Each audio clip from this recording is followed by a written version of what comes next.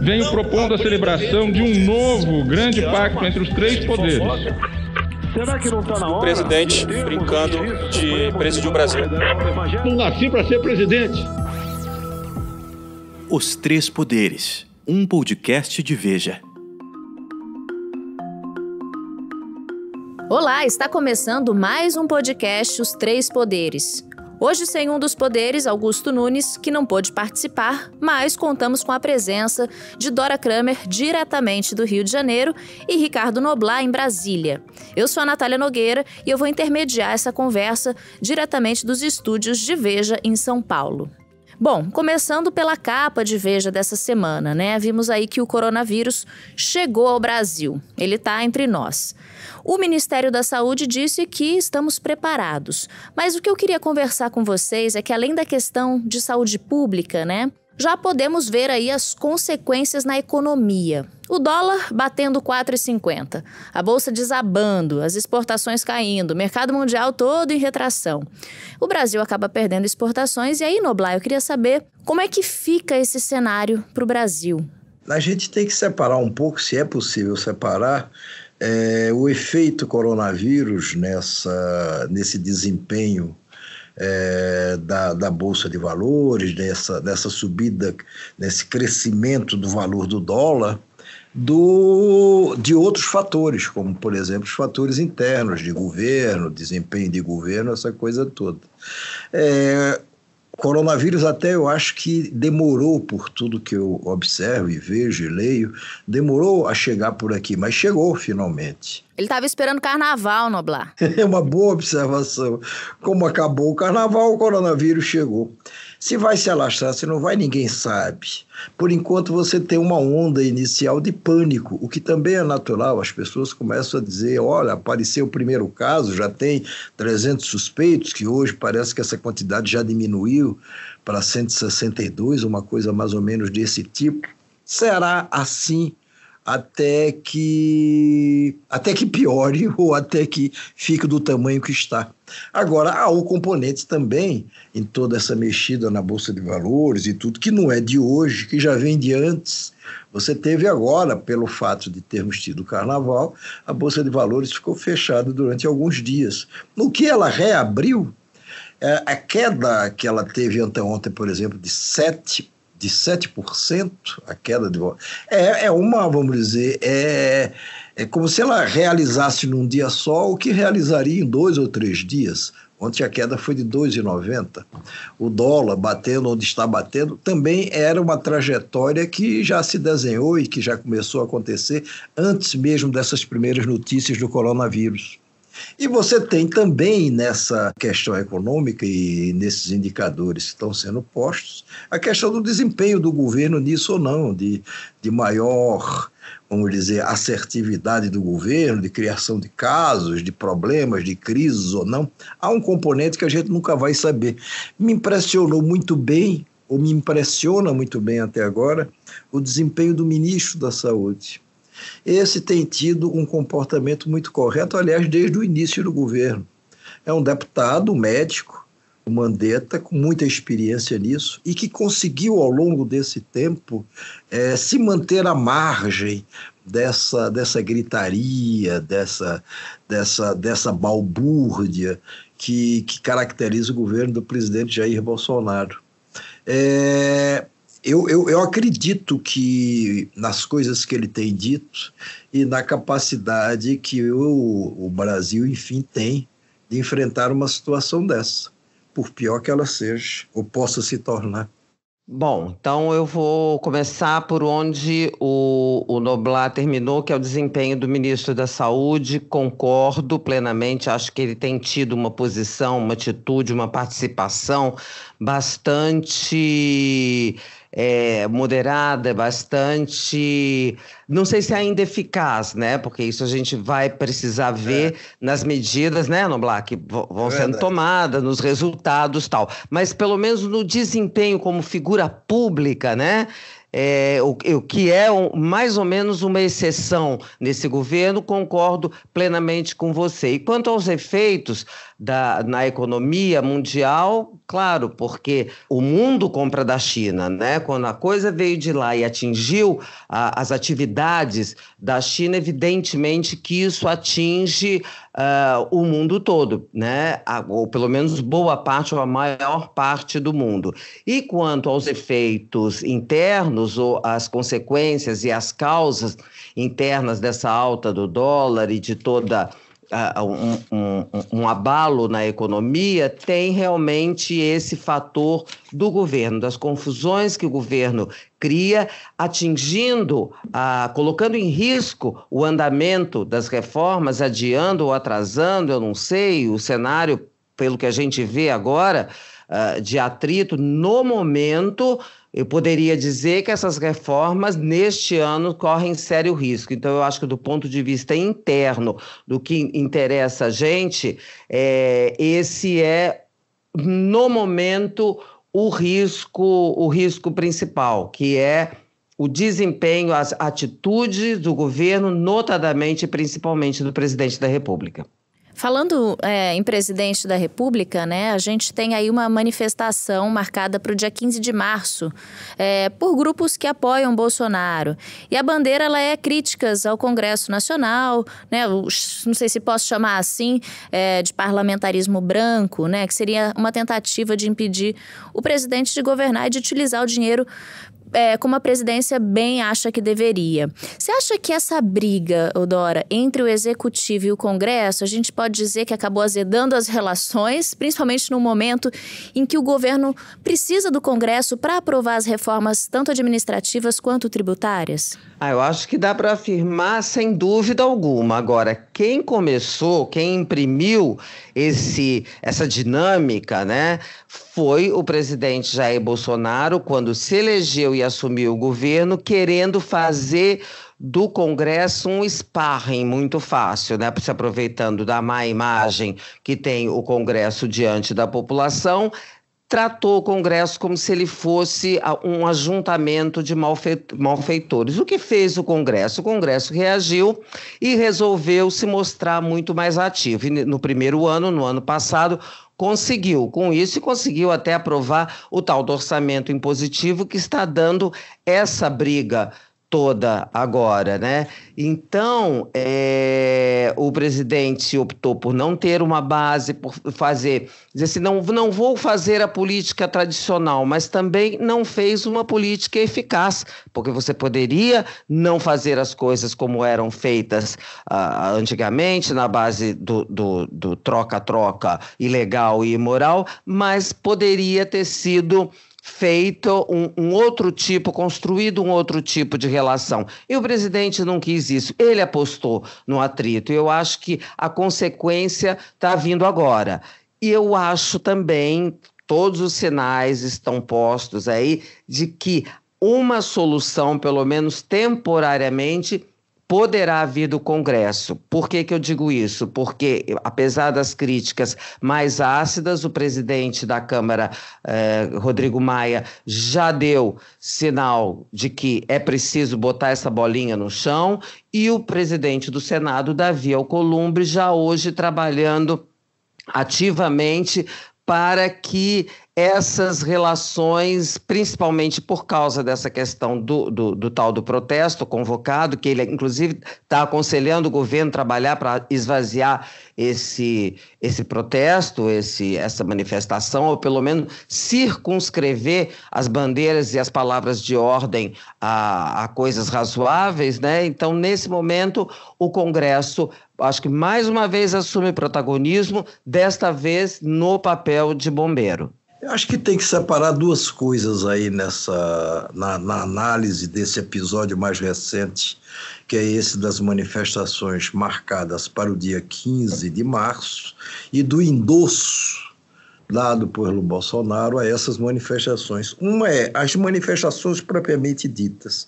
A Constituição garante a qualquer grupo ordeiro e não armado se manifestar sobre o que desejar, tema livre.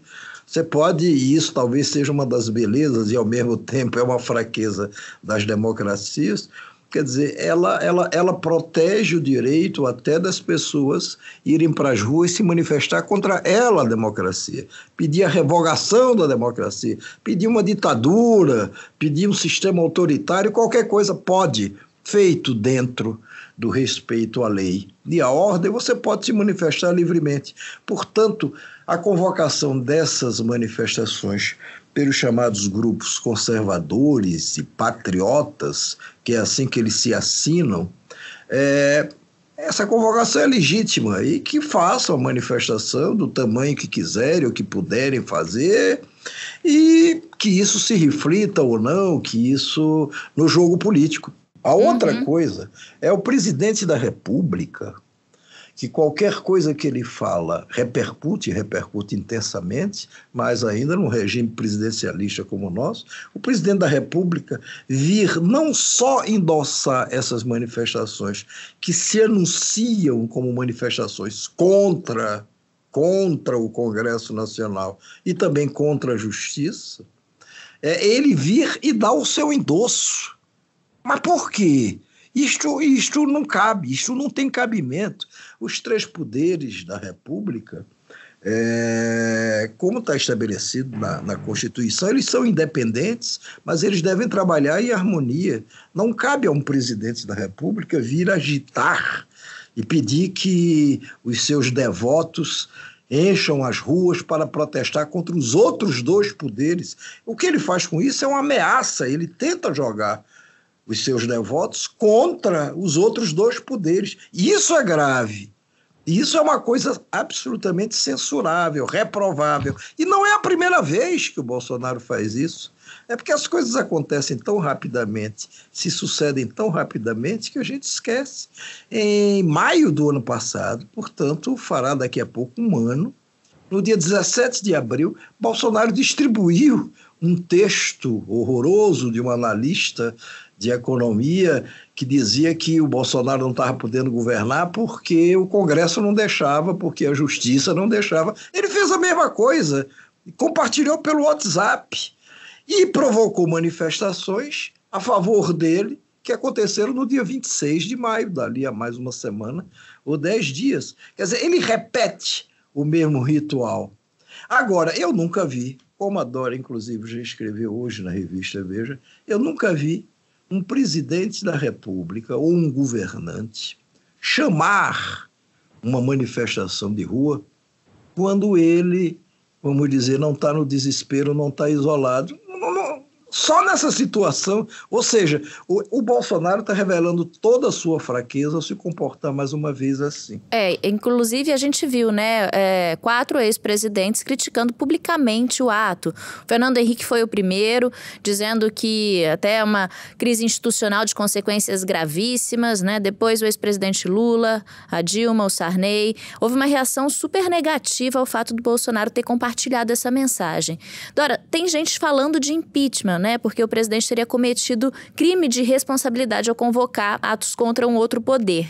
O que você pensa a respeito disso? Bom, primeira coisa, a reação, você falou reação negativa, eu entendi o seu ponto. Eu chamaria de reação contrária, porque eu achei extremamente positivas as reações. Perfeito, tá certo. Porque é muito bom, na hora que você tem reação, e reação imediata e firme, é que você mostra que as coisas não são assim tão fáceis. A quebra da legalidade não é algo que se faça por uma questão de vontade, não é? Assim como um impedimento de um presidente também não é um ato que se faça por uma questão de vontade. Por mais que possa haver razões, e alguns especialistas mostram que, de acordo com a Constituição, artigo 85, e a lei do impeachment, a lei 1079, se eu não estou enganada, de 1950, ele já teria cometido atos que ensejariam, dariam margem a um processo, pedido de abertura de um processo do impeachment. Só que um impedimento não se dá apenas por uma questão legal. Esse é o embasamento primeiro, mas é preciso haver condições políticas e sociais para que isso se dê. E, a meu ver, essas ainda não estão postas. Por isso, há uma divisão até na análise de especialistas e no mundo político, que eu vejo até mesmo no PT. É uma avaliação de que você colocar esse assunto de maneira efetiva agora poderia só ser melhor para o presidente, porque não iria adiante na Câmara por causa da falta dessas condições políticas e sociais e cairia num vazio. Quer dizer, você banaliza essa discussão. Agora, para o presidente não é uma coisa muito boa, ou melhor, é algo muito ruim que com 1 ano e 2 meses de governo, este assunto de um primeiro mandato, vejam, seja colocado na mesa. Aí que eu acho que ele está percebendo e está com um certo receio de ou não se reeleger ou vir a ser alvo de impedimento. Isso acontece, pegando carona na questão do impeachment, nós tivemos dois presidentes empichados, o Fernando Collor e a Dilma Rousseff. O Fernando Collor assumiu em 90, no início de 90, do ano 90. Só se foi falar de impeachment do Collor 2 anos e pouco depois. Falou-se, o processo avançou, e ele foi empichado e caiu, e foi derrubado e substituído pelo vice, que era o Itamar Franco. No caso da Dilma, ela governou 4 anos sem que se falasse de impeachment. Depois ela se reelege, e aí, ao fim do 1º ano do 2º mandato, se falou de impeachment, e o impeachment aconteceu no ano seguinte. No caso do Bolsonaro, ele tem pouco mais de 400 dias de governo, e já se começa a murmurar no Congresso, mas não só no Congresso, da possibilidade de se fazer o impeachment. E por que isso? Porque também precocemente o senhor Bolsonaro passou a confrontar os demais poderes.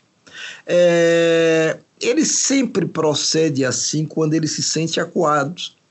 Pegando o exemplo do ano passado, que ele endossou manifestações a seu favor no mês de maio, ele estava coçado ali pela cobrança dos estudantes que tinham ido à rua por mais verbas da educação. E essas verbas, até que tinham sido contingenciadas, começaram a ser liberadas aos poucos. E estava pressionado também pela reforma da Previdência, que ainda se arrastava pela não aprovação da reforma da Previdência, que acabou acontecendo só no final de outubro do ano passado.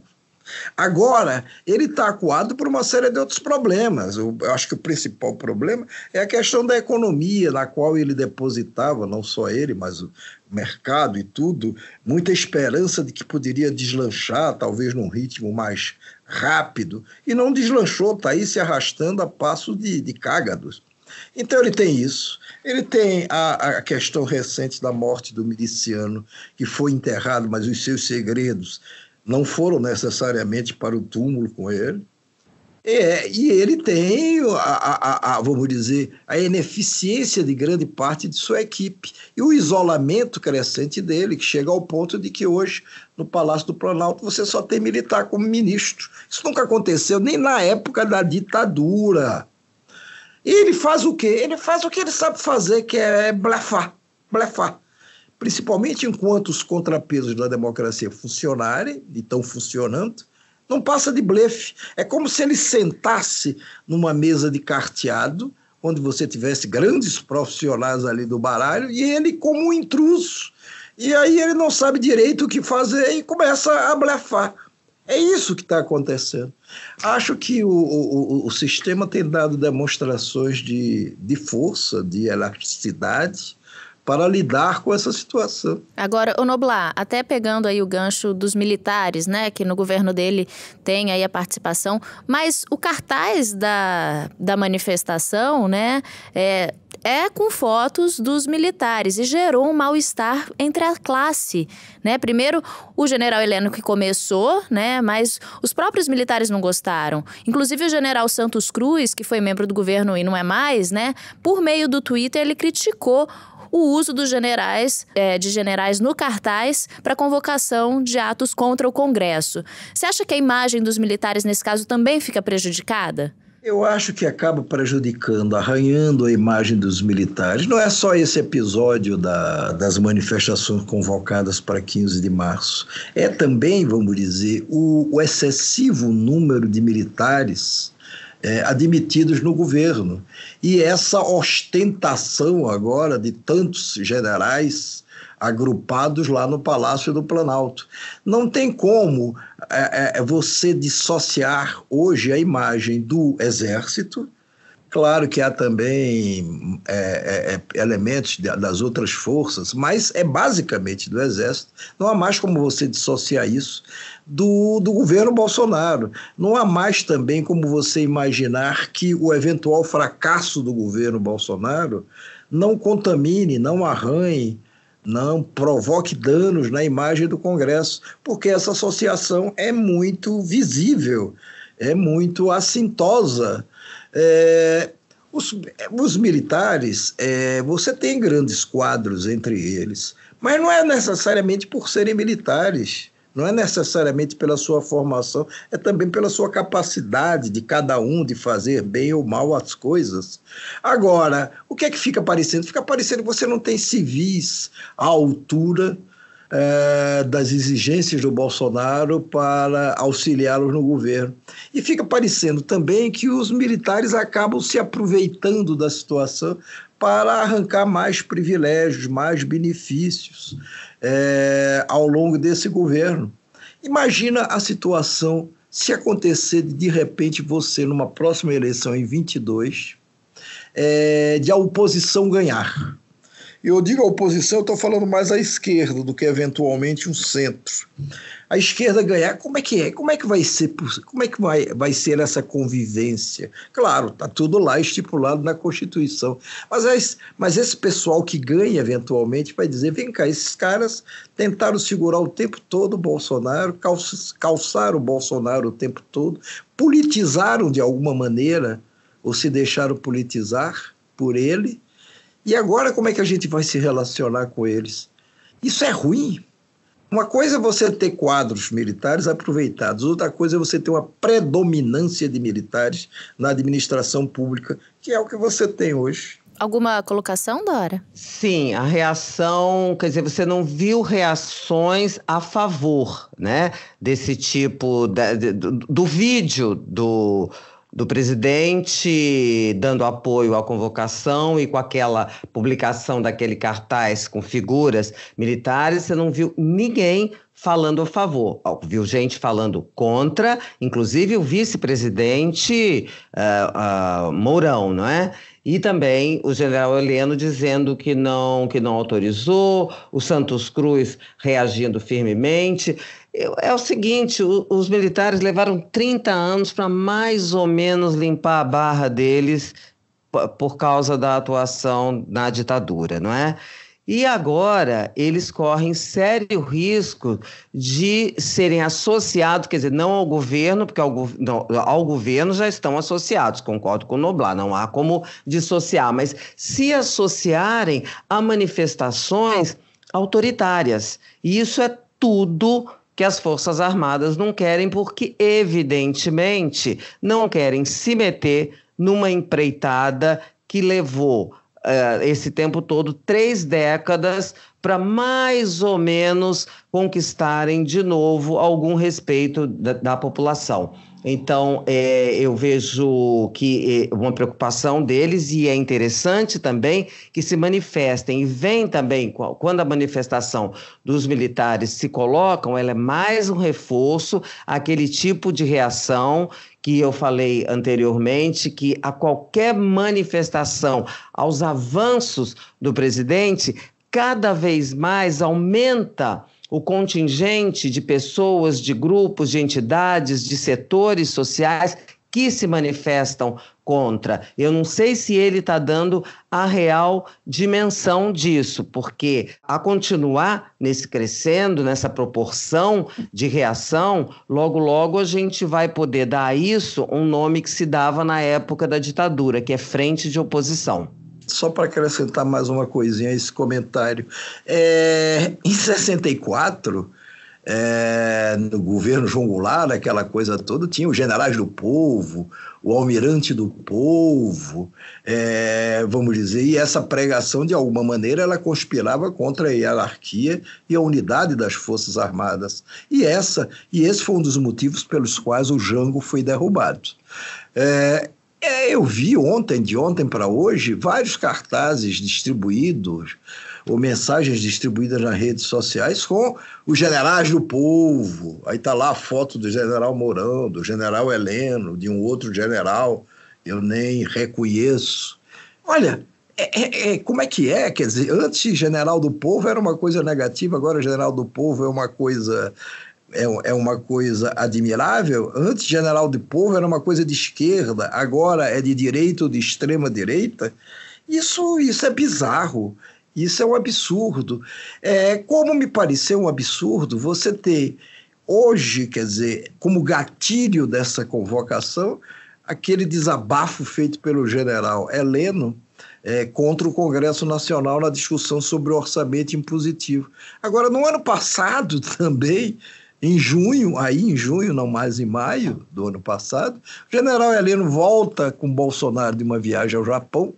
Chega no dia que está havendo uma manifestação em todo o país a favor do ex-juiz Sérgio Moro, aliás, do ex-juiz, do ministro da Justiça Sérgio Moro, e o general Heleno, que agora detonou essa confusão toda, vai lá no ano passado, em junho, e sobe num carro de som aqui na Esplanada dos Ministérios, em Brasília, e faz um discurso condenando os esquerdopatas, batendo na oposição, indiretamente sobrando críticas para o Congresso. Oi, como é possível isso? Quer dizer, a esquerda não poderia ter seus generais do povo lá e por isso o Goulart caiu, e não só por isso.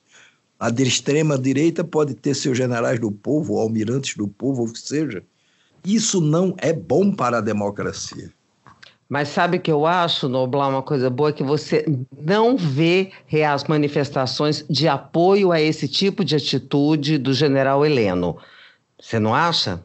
Não, nas redes sociais ele tem um apoio brutal. Não, eu digo nos militares. No meio dos militares, não. Mas também não há nenhuma condenação firme, por muito menos o general Vilas Boas, quando comandava o Exército, até o início do governo do Bolsonaro, o general se sentiu forçado, obrigado, sei lá, a se pronunciar em determinados momentos, se pronunciou até às vésperas da votação de um pedido de habeas corpus no Supremo Tribunal para o ex-presidente Lula, e o Supremo acabou, por isso ou por qualquer outra razão, negando esse habeas corpus. E agora não, agora reina um silêncio, fora o general Santos Cruz. Eu não estou vendo nenhuma autoridade militar condenar esse aproveitamento da imagem dos militares e das Forças Armadas em prol de um movimento como esse que está marcado para o dia 25. Eu não vejo. Mourão saiu lá dizendo, não, eu não autorizei o uso do meu nome. O Heleno ensaiou uma desculpa nesse sentido. Mas não vejo, não vi. Não vi o ministro da Defesa, não vi o comandante do Exército, ninguém dizer de forma enfática, olha, nós não nos misturamos com manifestações de tendência nenhuma. As Forças Armadas estão à parte disso. Não vi. Bom, encerramos por aqui o podcast Os Três Poderes. Obrigada, Dora. Obrigada, Noblar. E até a próxima.